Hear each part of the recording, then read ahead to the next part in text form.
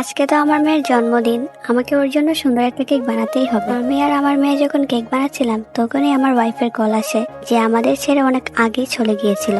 Hello, আমি আমার মেয়েকে দেখতে চাই। আমার মেয়ের সাথে তোমার কোনো সম্পর্ক নেই, আমি ফোন রাখছি। পাপা, আমি মামামের সাথে বার্থডে সেলিব্রেট করতে চাই, তুমি প্লিজ আসতে দাও তাকে। আমি অ্যাড্রেস টেক্সট করছি। এরকম একটা বাড়িতে আমার মেয়ে থাকে, আমি ওকে আমার সাথে নিয়ে যেতে চাই। ওকে নিয়ে যাওয়ার তুমি কে? ভুলে যেও না ও আমারও মেয়ে। 4 বছর আগে মনে ছিল না ও তোমার মেয়ে? ওর হার্ট ট্রান্সফারের সময় কতবার কল করেছি। সে সময় তুমি জিসানের সাথে ট্রিপে ছিলে, আর আমার কাছে সেদিনই ওর মা মরে গেছে। স্যার, আধা ঘন্টার মধ্যে অপারেশন শুরু করতে হবে, তা না হলে পেশেন্টের বাঁচার চান্স কমে যাবে।